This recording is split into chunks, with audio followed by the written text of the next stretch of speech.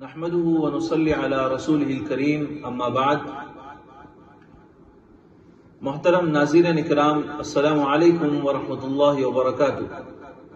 میں محمد فصیح اللہ خان اور آپ دیکھ رہے ہیں تفہیم دین پروگرام. محترم ناظرین، ہم آج کچھ نئے سوالات اور کچھ نئی معلومات کے ساتھ آپ کی خدمت میں حاضر ہوئے ہیں، اور آج ہمارا سوال یہ ہے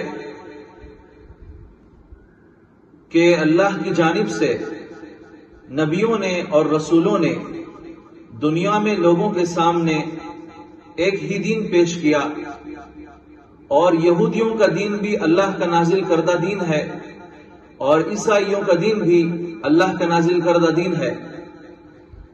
اس کے باوجود ہم آج صرف اسلام ہی کو مذہب حق اور دین حق کیوں سمجھتے ہیں؟ اور اسی کے ساتھ ساتھ یہاں یہ بھی بات غور کرنے کی ہے کہ روئے زمین پر جتنے بھی مذاہب ہیں، ہر ایک مذہب اپنے آپ کو مذہب حق سمجھتا ہے. یہاں تک کہ جو لوگ مٹی سے بت بناتے ہیں اور خود ان کی پوجا کرتے ہیں، وہ بھی اپنے دین کو مذہب حق اور دین حق سمجھتے ہیں. ہم آج مفتی صاحب سے گزارش کرتے ہیں کہ اس نازک اور بہت ہی اہم موضوع پر روشنی ڈالیں. بسم اللہ الرحمن الرحیم. الحمد للہ وکفا وسلام علی عبادہ الذین اصطفی، اما بعد. اس وقت جو سوال ہمارے سامنے ہے کہ دنیا کے مختلف مذاہب میں سے دین حق اسلام ہی کیوں ہے، یہ آج ہر مسلمان کو سمجھنا ضروری ہے. اسکولوں اور کالجوں اور یونیورسٹیوں میں جو ماحول اس وقت پیدا کیا جا رہا ہے اور اس کے اوپر بڑی محنتیں کی جا رہی ہیں، وہ یہ ہے کہ کفر اور اسلام اور حق اور باطل ان سب کی کھچڑی بنا دی جائے، اور حق و باطل میں کوئی امتیاز باقی نہ رہے. بہت سارے لوگ اسکولوں اور کالجوں کے پروردہ آج اس مزاج کے حامل ہو گئے ہیں کہ وہ کہتے ہیں کہ سب مذہب اپنی جگہ پر صحیح ہے. اس لیے ان میں کوئی تفریق نہیں ہونی چاہیے. یہ آواز لگانے والے اپنے آپ کو روشن دماغ، روشن ضمیر سمجھتے ہیں، اور دنیا والے بھی ایسے لوگوں کی بڑی تعریف کرتے ہیں کہ بھائی تمام مذاہب کو مانتے ہیں، تمام مذاہب کی تعریف کرتے ہیں، تمام مذاہب کے ساتھ میں ان کا یکساں رویہ ہوتا ہے، ایک ہی نظر سے سب مذاہب کو دیکھتے ہیں. لیکن حقیقت کچھ اور ہے، اصلیت کچھ اور ہے. اس وقت آج اسی کو سمجھانا ہے، اور جو سوال اس وقت پیش کیا گیا ہے وہ یہی ہے کہ مختلف مذاہب جو آج رائج ہیں، دنیا کے اندر موجود ہیں، پائے جاتے ہیں، یہودیوں کا مذہب، عیسائیوں کا مذہب، ہندوؤں کا مذہب، جینیوں کا مذہب، بدھسٹ کا مذہب، ان تمام مذاہب میں دین حق کیا ہے؟ اسلام سچا مذہب ہے، تو ہم اس کو کس طرح پروو کر سکتے ہیں؟ اس سوال کے جواب میں سب سے پہلے تو میں ایک بات عرض کرتا ہوں، ذہن میں رکھنے کی ہے، وہ یہ ہے کہ دین حق کو سمجھنے کے لیے اور اس کی جانچ کے لیے 3 معیار ہیں۔ سب سے پہلے تو یہ دیکھنا پڑے گا کہ جو بھی مذہب اپنے حق ہونے کا دعویٰ کرتا ہے وہ مذہب اللہ کی طرف سے نازل کیا گیا ہے یا نہیں نازل کیا گیا ہے۔ اگر وہ اللہ کی طرف سے نازل کیا گیا ہے تو اس کو دین حق سمجھا جائے گا، اور اگر وہ اللہ کی طرف سے نہیں ہے اور اللہ کی طرف سے اس کے ہونے کی کوئی دلیل نہیں ہے تو وہ مذہب حق نہیں ہو سکتا۔ ایک بات تو یہ۔ دوسری بات یہ سمجھنا ہے کہ دین حق وہ ہوا کرتا ہے جو محفوظ طریقے پر موجود ہو، اللہ کی طرف سے نازل ہوا اور موجود بھی ہے اپنی اسی آن بان کے ساتھ اور اسی شان کے ساتھ، انہی تمام احکامات کے ساتھ اور انہی تمام عقائد اور حقائق کے ساتھ، اور اس کے اندر کسی قسم کی تبدیلی نہ ہوئی ہو تو سمجھا جائے گا کہ وہ دین حق ہے۔ اگر کوئی مذہب اللہ کی طرف سے نازل تو ہوا لیکن بعد میں چل کر اس میں تحریف ہو گئی، تبدیلی ہو گئی، عدل بدل ہو گیا، گڑبڑی کر دی گئی، اس کی کتاب محفوظ نہیں، اس کے عقائد محفوظ نہیں، اس کے حقائق اور احکام محفوظ نہیں، تو محض اس دین کے اللہ کی طرف سے نازل ہونے کی وجہ سے ہم اس کو اب دین حق نہیں مان سکتے، کیونکہ وہ محفوظ نہیں ہے۔ نام ہوگا لیکن وہ دین محفوظ نہیں، جیسے کہ آج یہودیت اور عیسائیت کا حال ہے۔ واقعی اللہ کی طرف سے نازل ہوا تھا دین جو حضرات انبیاء اکرام علیہم السلام پر نازل کیا گیا تھا، لیکن بعد میں چل کر ان لوگوں نے اپنے اپنے مذاہب کے اندر گڑبڑی کر دی، تحریف کر دی، عدل بدل کر دیا اور کچھ باتیں اس کے اندر ٹھوس دی، کچھ چیزوں کو اس سے نکال ڈالا، تو اب وہ دین حق کہلانے کے لائق نہیں ہے۔ یہ دوسرا معیار ہے۔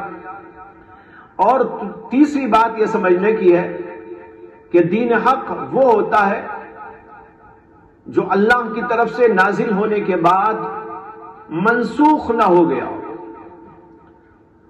اگر نازل ہوا لیکن اللہ تبارک و تعالیٰ نے اس کو منسوخ کر کے پھر کسی اور نبی کو بھیج دیا تو ظاہر ہے کہ پہلا وہ دین جو اللہ کی طرف سے نازل ہوا تھا وہ بعد کے لوگوں کے لیے قابل عمل نہیں رہے گا۔ یہ 3 معیار ہیں موجودہ دینوں کو پہچاننے کے لیے، اور یہ تینوں معیار جو میں نے عرض کیے ہیں یہ عقلی معیارات ہیں، عقل کے ذریعے آپ اس کو سمجھ سکتے ہیں۔ پہلی بات میں نے عرض کی کہ وہ دین اللہ کی طرف سے نازل شدہ ہو، اسے کہ دین اسی کو کہتے ہیں جو اللہ کی طرف سے آئے۔ زید بھی، عمر بھی، بکر بھی، خالد بھی، یا کوئی انجمن والے، کوئی تحریک والے، کوئی جماعت والے اگر کوئی بات بنا لے تو اس کا نام دین نہیں ہو سکتا۔ دین وہ ہوتا ہے جو اللہ کی طرف سے نازل ہو۔ دوسری بات میں نے عرض کی کہ وہ دین محفوظ ہو، اور تیسری بات میں نے یہ عرض کی کہ وہ دین منسوخ نہ ہوا ہو، اس کے بعد کوئی اور پیغمبر بھیج کر اللہ تبارک و تعالیٰ نے پہلے دین کو منسوخ نہ کر دیا ہو۔ یہ 3 معیار عقلی معیار ہیں۔ ان معیاروں پر موجودہ تمام کے تمام دینوں کو پہچاننے، پرکھنے، جانچنے کی ضرورت ہے۔ جب ہم اس معیار پر جانچتے ہیں تو آج موجودہ دور میں اس ہوئے زمین پر سوائے اسلام کے جو مسلمانوں کا مذہب ہے اور جس کو محمد عربی صلی اللہ علیہ وسلم دنیا میں لے کر تشریف لائے، کوئی اور دین اس معیار کے مطابق نہیں اترتا۔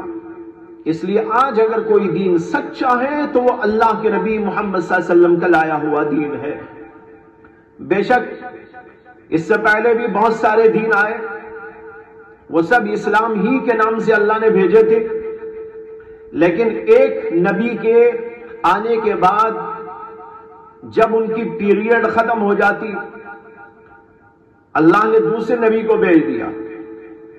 جب دوسرا نبی آتا تو پہلے نبی کے لائے ہوئے قوانین اور احکامات وہ منسوخ ہو جاتے ہیں۔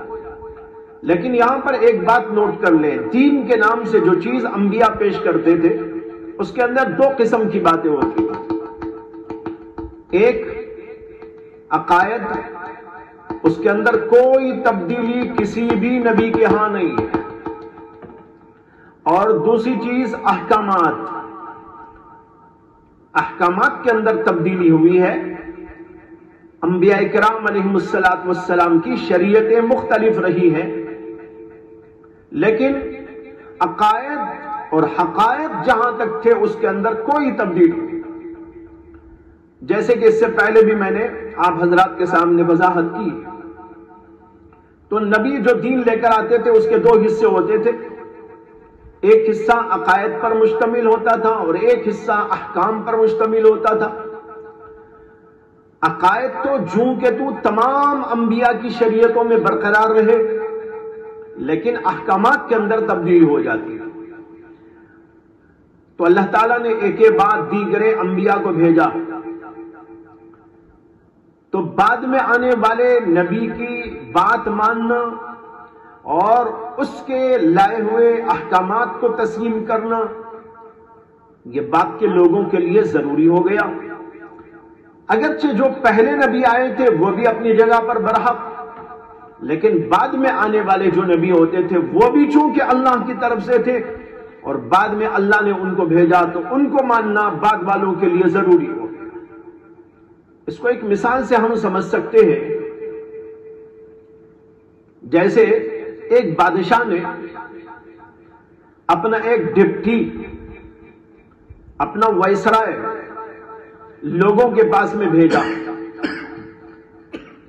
کہ میرے یہ احکامات اور میرے یہ قوانین فلاں علاقے والوں کو پہنچا دو اور اس کو نافذ کرو۔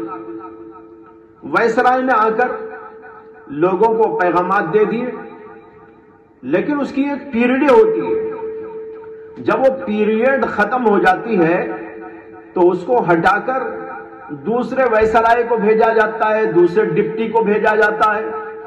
تو بادشاہ نے اس کو ہٹایا اور اس کی جگہ پر بعد میں دوسرے وائسرائے کو بھیجا۔ اب دوسرا وائسرائے جب آئے گا تو جو لوگ اس کو دیکھ رہے ہیں ان کو ضروری ہے کہ وہ اس کی بات مانے، اس لیے کہ اس کی بات ماننا دراصل بادشاہ کی بات ماننا ہے۔ اب کوئی کہنے لگے نہیں میں تو پہلے وائسرائے کو مانوں گا، اس کا مطلب یہ ہوا کہ وہ وائسرائے کے اندر ہی تفریق کر رہا ہے اور کہتا میں اس کو مانتا ہوں اس کو نہیں مانتا، تو گویا کہ وہ بادشاہ کی ایک بات کو مان رہا ہے، ایک بات کو نہیں مان رہا ہے۔ اسی طرح اللہ کی طرف سے انبیاء کا سلسلہ جاری ہوا، ایک نبی کے بعد دوسرے نبی، دوسرے کے بعد تیسرے نبی، بلکہ کبھی کبھی ایسا ہوا کہ علاقوں کے لیے الگ الگ پیغمبر بھیجے گئے، اور جہاں کے لیے وہ بھیجے گئے وہاں کے ماننے والوں کو، وہاں کے رہنے والوں کو اور اس علاقے والوں کو ان کا ماننا ضروری ہوا۔ اس طریقے پر اللہ کی طرف سے یہ نبیوں کا سلسلہ جاری رہا۔ جیسے وائسرائے بعد کے آنے والے اس کو ماننا ضروری ہوا، اور کوئی یہ نہیں کہہ سکتا کہ میں اس کو نہیں مانتا اس کو مانتا ہوں۔ یہیں پر ایک نقطہ یہ سمجھتے چلیے کہ جتنے پیغمبر دنیا میں آئے وہ سب کے سب ایک دوسرے کی تصدیق کرتے ہوئے آئے، مصدقا لما معکم۔ اللہ نے جگہ جگہ پیغمبروں کا تذکرہ کرتے ہوئے، پیغمبروں کی کتابوں کا تذکرہ کرتے ہوئے بتایا کہ بعد میں آنے والے لوگ پہلے پیغمبروں کی، پہلی کتابوں کی تصدیق کرتے ہوئے آئے، اور کوئی پیغمبر ایسا نہیں آیا جس نے پہلے پیغمبر کو جھوٹا کہا ہو، اس کو غلط قرار دیا ہو۔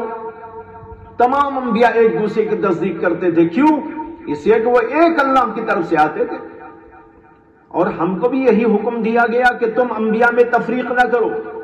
لا نفرق بین احد منہم، لا نفرق بین احد من رسلہ، ہم انبیاء اور رسولوں میں تفریق نہیں کرتے، ان کے درمیان میں ڈسٹنکشن نہیں کرتے، یہ سب ایک ہی ہیں، یہ سب ایک دوسرے کی تصدیق کرتے ہوئے آئے ہیں، ہم بھی ایک دوسرے کی تصدیق کرتے ہیں۔ ان کے اندر تفریق کرنا اور ان کے اندر امتیاز برتنا، اس کی اجازت شریعت نے نہیں دی۔ تو میں عرض یہ کرنا چاہتا ہوں کہ تمام پیغمبر آتے رہے، ایک یہ بات دیگر ہے، جب دوسرا پیغمبر آتا تو پہلی شریعت منسوخ ہو جاتی، اور بعد میں جو اللہ کے احکامات دوسرے پیغمبر لاتے تھے ان کو ماننا ضروری ہوتا تھا۔ اس طرح یہ کہ بعد دیگر یہ سلسلہ چلتا رہا۔ 1,24,000 یہ 1,80,000 پیغمبر دنیا میں تشریف لائے، اور سب سے اخیر میں حضرت محمد عربی صلی اللہ علیہ وسلم کو اللہ تبارک و تعالی نے بھیجا۔ دین تو وہی تھا، عقائد تو وہی تھے، اس کے اندر کوئی تبدیلی نہیں، وہی اسلام سب پیغمبر پیش کرتے رہے، ایک دوسرے کی تصدیق کرتے ہوئے آئے، اور جو کچھ کے اختلاف تھا وہ شریعتوں کے اندر اختلاف تھا، اور اسی لحاظ سے پیغمبر کے بارے میں کہتے ہیں کہ جب دوسرا پیغمبر آئے تو پہلے پیغمبر کی شریعت منسوخ ہو جاتی ہے، اس کا دین منسوخ، یعنی وہ حصہ منسوخ ہو جاتا ہے جو اس میں احکام کا حصہ ہوتا ہے، اور بعد میں آنے والے پیغمبر جو کچھ لاتے ہیں اس کو ماننا بعد والوں کے لیے ضروری ہو جاتا ہے۔ اگرچہ احترام تو پہلے پیغمبر کا اسی طرح باقی رہے گا، ان کی نبوت کا یقین اسی طرح باقی رہے گا، اور ان کی تعظیم و تکریم اسی طرح باقی رہے گی، لیکن ان کی شریعت بعد میں نہیں چلے گی، اس لیے کہ اللہ نے جیسے بادشاہ دوسرے وائسرائے کو بھیج دیتا ہے، اللہ نے پیغمبروں کو بعد میں بھیج دیا، اور محمد عربی صلی اللہ علیہ وسلم کو سب سے اخیر کے اندر بھیجا، اور آپ جو دین لے کر آئے وہ اللہ کی طرف سے تھا، اس کو ہم پروو کریں گے۔ دوسرے یہ کہ محمد صلی اللہ علیہ وسلم جو دین لے کر آئے وہ آج تک محفوظ ہے، اس کا ایک ایک شوشہ محفوظ ہے، اور تیسری بات یہ ہے کہ یہ منسوخ نہیں ہوا، یہ سارے دینوں کو منسوخ کر کے سب کے اخیر کے اندر آیا۔ اب ظاہر ہے کہ وہ تینوں جو معیارات میں نے عرض کیے تھے وہ سوائے اسلام پر کسی اور پر صادق نہیں آتے۔ عیسائیوں کا دین اللہ کی طرف سے نازل ہوا، اس سے پہلے بہت سارے انبیاء آئے، ان کا بھی دین آیا، لیکن یہودیوں کا دین عیسیٰ علیہ السلام کے آنے کے بعد منسوخ ہو گیا۔ اسی لیے آج دنیا کے تمام عیسائی مانتے ہیں کہ یہودیوں کا دین غلط ہے۔ کیوں؟ اس لیے کہ یہودیوں کا دین جو اللہ کی طرف سے ان کے پیغمبر حضرت موسیٰ علیہ السلام پر نازل ہوا تھا، وہ عیسیٰ علیہ السلام کے آ جانے کے بعد منسوخ ہو گیا۔ تو دیکھو اللہ کی طرف سے تو ہے، لیکن بعد میں وہ برقرار نہیں رکھا گیا، تو اب اس کو ماننا غلط ہے۔ اسی طرح ہم کہتے ہیں کہ عیسائیوں کا دین اللہ کی طرف ہی سے نازل ہوا ہے، اس میں تو کوئی شک نہیں، جو اللہ نے پیغمبر حضرت عیسیٰ پر نازل کیا وہ دین بالکل سچا دین تھا۔ لیکن جب محمد عربی صلی اللہ علیہ وسلم تشریف لے آئے تو پھر اسی پر ضد کرنا، اسی پر ہٹ کرنا، یہ کیسے روا ہو سکتا ہے؟ جب موسیٰ علیہ السلام کا دین عیسیٰ سے منسوخ ہو سکتا ہے تو عیسیٰ علیہ السلام کا دین محمد صلی اللہ علیہ وسلم کی طرف سے منسوخ ہو گیا۔ اب اس کو برقرار نہیں رکھا جا سکتا اور اسی دین کے اوپر عمل نہیں کیا جا سکتا۔ اب ضرورت ہے کہ محمد عربی صلی اللہ علیہ وسلم ہی کے دین کو مانا جائے۔ اب رہے وہ دین جو اللہ ہی کی طرف سے نہیں، اس کے بارے میں کیا کہا جائے؟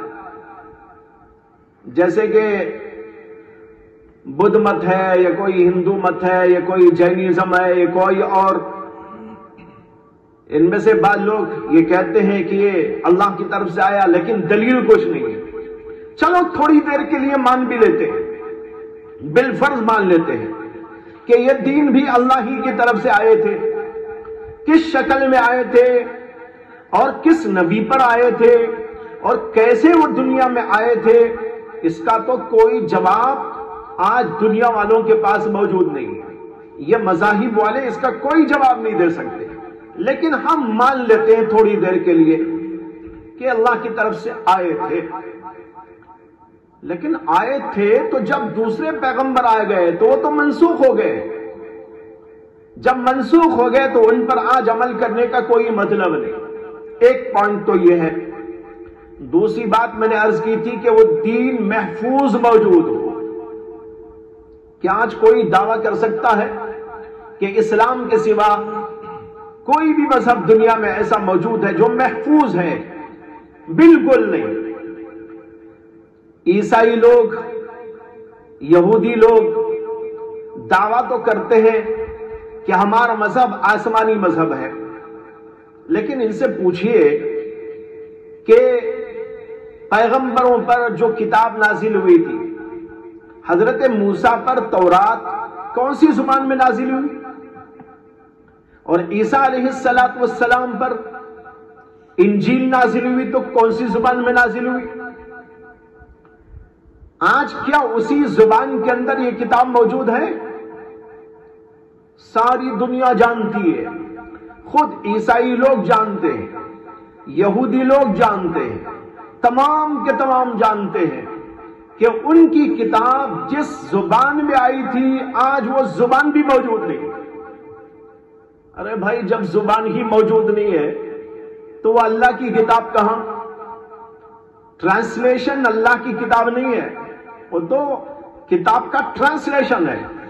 ٹرانسلیشن اور اصلی کتاب یہ الگ الگ ہوتی۔ آج بھی دنیا میں دیکھیے، ایک آدمی مصنف ایک کتاب لکھتا ہے، کوئی بھی کتاب، دین کے بارے میں لکھے، مذہب کے بارے میں لکھے، سائنس کے بارے میں لکھے، تاریخ کے بارے میں لکھے، یا سیاست کے عنوان پہ لکھے، اب اس کا ترجمہ ہو گیا، ٹرانسلیشن ہو گیا، تو ٹرانسلیشن تو یوں ہی کہا جائے گا کہ یہ فلاں کتاب کا ٹرانسلیشن ہے، یہ نہیں کہا جائے گا کہ یہ وہ کتاب ہے۔ دونوں میں بڑا فرق ہوتا ہے۔ یہ بھی اس وقت میں ہے جبکہ ٹرانسلیشن اصلی ہو، اس میں کوئی گڑبڑ نہ ہوئی ہو، اور اگر کتاب ہی کو عدل بدل کر دیا گیا ہو، اس کے اندر گڑبڑی کر دی گئی ہو، تو پھر تو کیا کہنا۔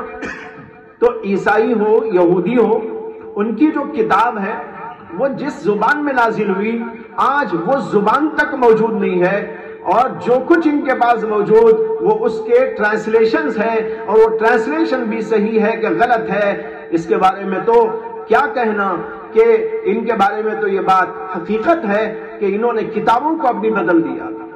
جب زبان تک محفوظ نہ رکھی گئی تو کیا کہہ سکتے ہیں۔ اس پر ایک قصہ سنا دوں آپ لوگوں کو۔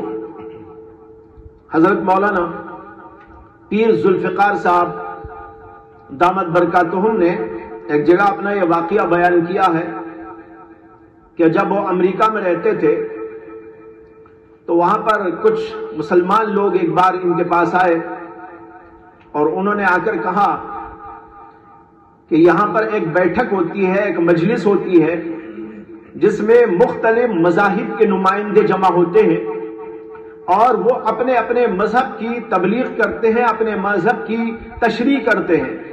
ہماری خواہش ہے کہ آپ مسلمانوں کی طرف سے نمائندہ بن کر وہاں شامل ہو جائیں۔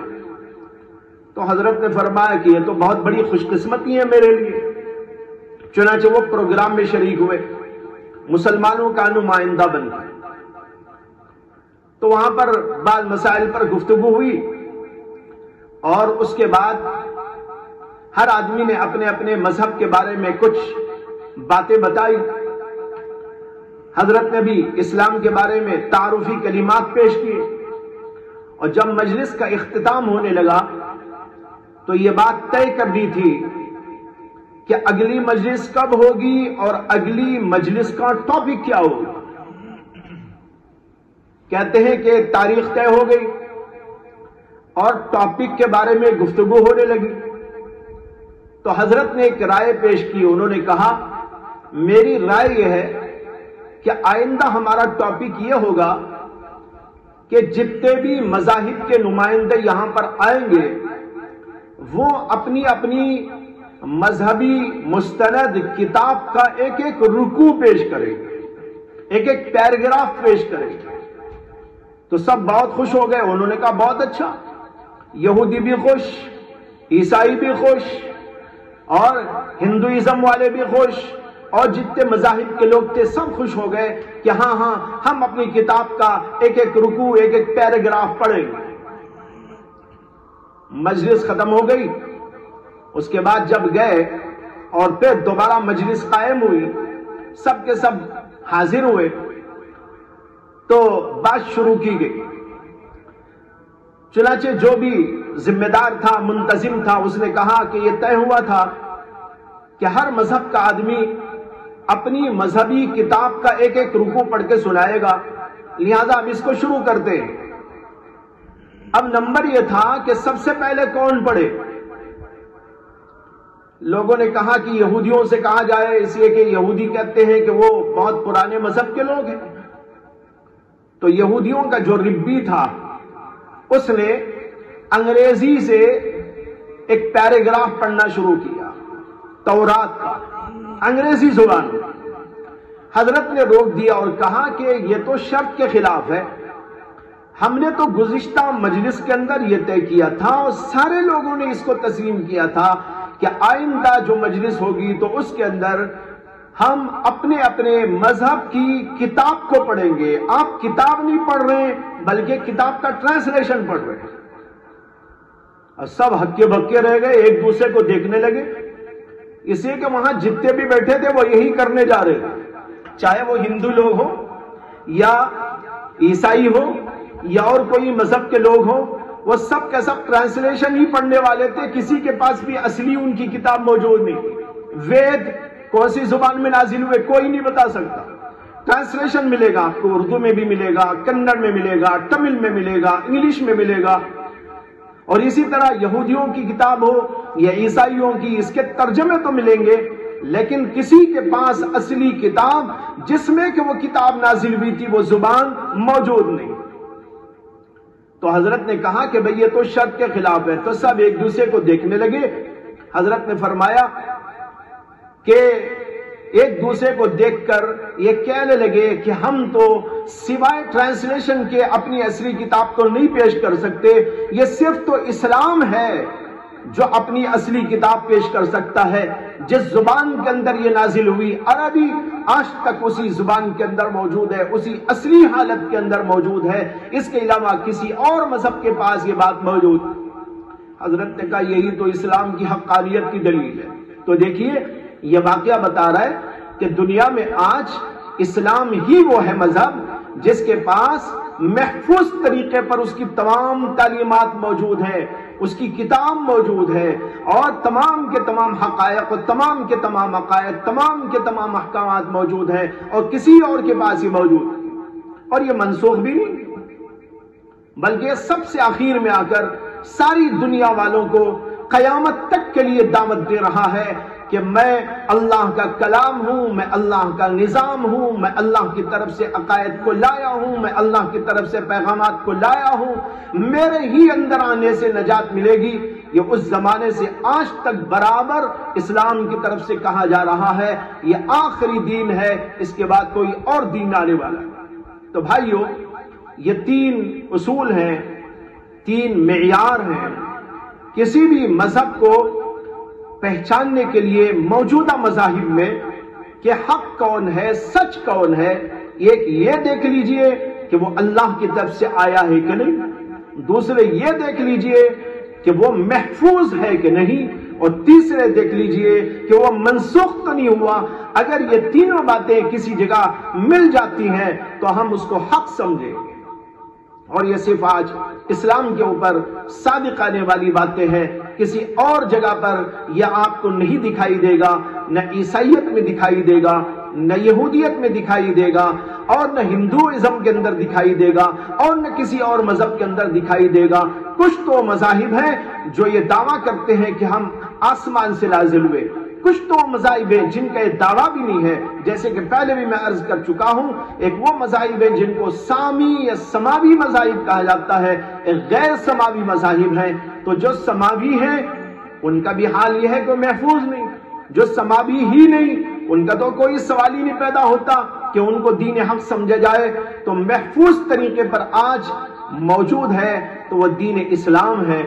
اگر میں وقت ہوتا تو آپ کو کچھ مثالیں دیتا اور بتاتا کہ عیسائیت اور اسی طریقے پر یہودیت جو دعویٰ کرتے ہیں کہ ہم اصلی اللہ کی طرف سے مذاہب ہیں، تو ان کا موجودہ حال کیا ہے. ایک مثال تو میں نے آپ کو دے دی کہ ان کی جو کتابیں ہیں ان کتابوں کی زبان تک محفوظ نہیں.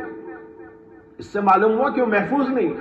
اور دوسرے یہ ہے کہ یہودیوں نے اپنی کتابوں میں تحریف کی، اور اسی طریقے پر عیسائیوں نے اپنی کتابوں کے اندر تحریف کر دی، اور وہ اصلی شکل کے اندر موجود نہیں ہے.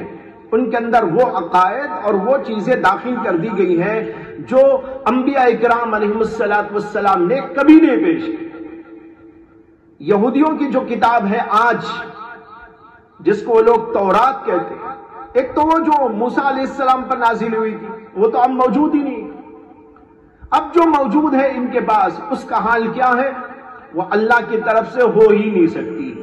ایک موٹی دلیل عرض کرتا ہوں آپ کے سامنے، بہت موٹی دلیل جس کو ہر آدمی اچھی طرح سمجھ لے گا.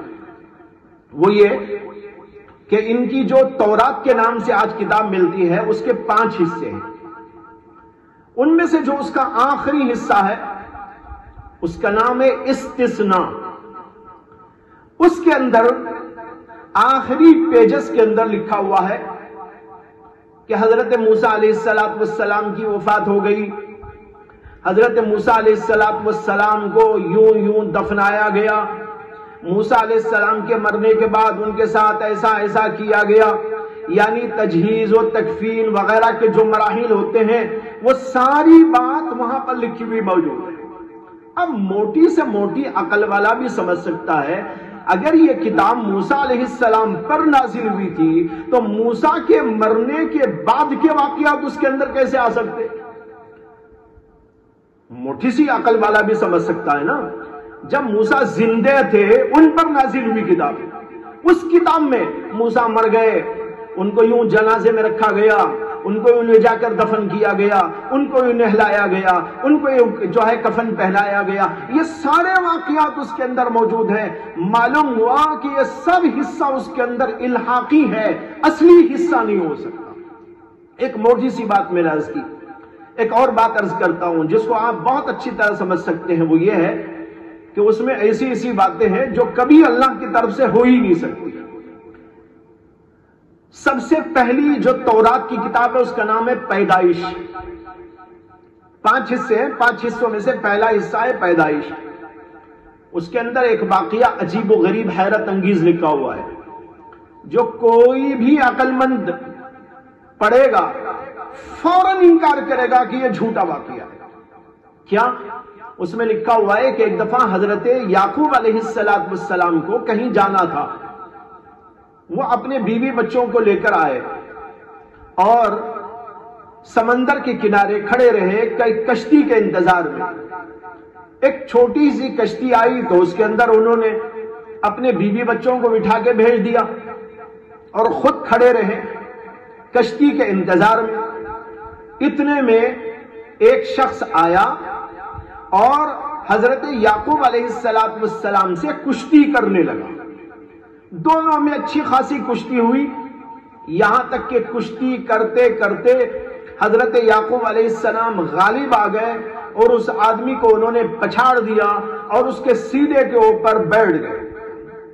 اس کے بعد لکھا ہوا ہے کہ وہ جو نیچے پڑ گیا تھا وہ حضرت یعقوب علیہ السلام سے کہنے لگا مجھے چھوڑ دے، مجھے چھوڑ دے.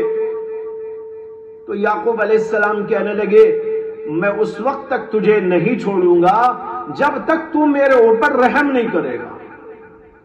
اب ذرا آپ سوچئے، ایک تو یعقوب علیہ السلام اسے پچھاڑ کے بیٹھے ہیں اوپر، رحم کس کو کرنا ہے؟ یعقوب علیہ السلام کو نا، لیکن یعقوب علیہ السلام اسے بول رہے ہیں، کیا بول رہے ہیں؟ میں اس وقت تک تجھے نہیں چھوڑوں گا جب تک تو میرے اوپر رحم نہیں کرے گا۔ تو وہ کہتا ہے کہ ٹھیک ہے میں تیرے اوپر رحم کرتا ہوں، مجھے چھوڑ دے۔ تو حضرت یعقوب علیہ السلام اسے چھوڑ دیتے ہیں۔ اسی میں لکھا ہے یہ جو کشتی ہوئی یعقوب علیہ السلام کی، یہ دراصل اللہ سے ہوئی۔ کسی کی عقل مانتی ہے؟ کوئی آدمی اس کی کوئی توجیہ کر سکتا ہے؟ اتنا بیہودہ عقیدہ اللہ کے بارے میں، اللہ کے پیغمبروں کے بارے میں، یہ تو اس میں اللہ کی توہین بھی ہے، اور دوسرے حضرت یعقوب علیہ السلام کی اس طرح کے غلط عقیدوں کو، غلط چیزوں کو اس کے اندر داخل کر دیا گیا۔ نہ زبان محفوظ، نہ اس کے عقائد محفوظ، نہ کوئی چیز اس کی محفوظ۔ اس طریقے پر ان لوگوں نے اپنے دین کو بالکل جو ہے بےہودگی سے بھر دیا، غلط چیزوں سے بھر دیا، اس لیے یہ دین محفوظ نہیں رہا، اور جب محفوظ نہیں رہا تو وہ دین سچا کیسے ہو سکتا ہے؟ یہی حال عیسائیوں کا ہے۔ عیسائیوں نے ایک اللہ کی عبادت کی جگہ، جس کو ہم توحید کہتے ہیں، اور ان کا بھی دعویٰ ہے کہ ہم توحیدی مذہب والے ہیں، لیکن انہوں نے کیا کیا؟ اس توحید کے عقیدے ہی کو الٹ دیا، اور ایک خدا کی جگہ تین خدا کا عقیدہ بنا لیا، اور کہا کہ خدا تین ہے، ایک ہے باپ، ایک ہے بیٹا، اور ایک روح القدس۔ باپ سے مراد ہے اللہ، بیٹے سے مراد عیسیٰ، اور روح القدس اس کی تفسیر میں بھی اختلاف ہے کہ وہ روح القدس کیا۔ یہ کہتے ہیں یہ تین خدا ہیں، یہ تین خدا مل کر ایک خدا۔ اب تین بھی کہتے ہیں، ایک بھی کہتے ہیں، تین بھی ایک بھی، دونوں باتیں کیسے درست ہو سکتی ہیں؟ عقل کے خلاف۔ اس طریقے پر اتنے بڑے عقیدے والے مسئلے کو انہوں نے بگاڑ کر ایک طرف حضرت عیسیٰ علیہ السلام کو خدا کا بیٹا قرار دے دیا، یہ عیسائیوں نے کیا، اور دوسری طرف یہودیوں نے حضرت عزیر علیہ السلام کو اللہ کا بیٹا قرار دیا، اور اس طریقے پر پوری شریعت کو انہوں نے گڑبڑ کر کے رکھ دیا۔ ان کا دین محفوظ نہیں ہے۔ تو بھائیوں، یہ تین بنیادی چیزیں ہیں، اس کو یاد رکھنا ہے کہ دین وہ ہوتا ہے جو اللہ کی طرف سے آئے، آسمان سے آئے، اور دوسرا وہ ہے کہ وہ محفوظ رہے، اور تیسری بات یہ ہے کہ وہ منسوخ نہ ہو۔ یہ تینوں باتیں اگر ثابت ہوتی ہیں، صادق آتی ہیں، تو وہ دین اسلام کے اوپر صادق آتی ہے، اور کسی چیز کے اوپر، کسی دین کے اوپر آج صادق نہیں آتی۔ اس لیے ہم دین اسلام کو سچا دین مانتے ہیں۔ اس کے علاوہ تمام ادیان جو موجود ہیں وہ ناقابل عمل ہیں۔ اس کے علاوہ اسلام کی جو خوبیاں ہیں، اسلام کے اندر جو کمالات ہیں، ایک مستقل ٹاپک ہے جس سے سمجھ میں آئے گا کہ آج کوئی دین اس قابل ہے کہ اس کو لے کر دنیا میں زندہ رہا جائے اور دنیا میں اس کو نافذ کیا جائے، تو صرف اور صرف دین اسلام ہے۔ حضرت کا میں شکر گزار ہوں، اور اسی کے ساتھ یہ پروگرام اختتام پذیر ہوتا ہے۔ انشاءاللہ اس کے بعد اگلے پروگرام میں ہم کچھ اور سوالات کے ساتھ آپ کی خدمت میں حاضر ہوں گے۔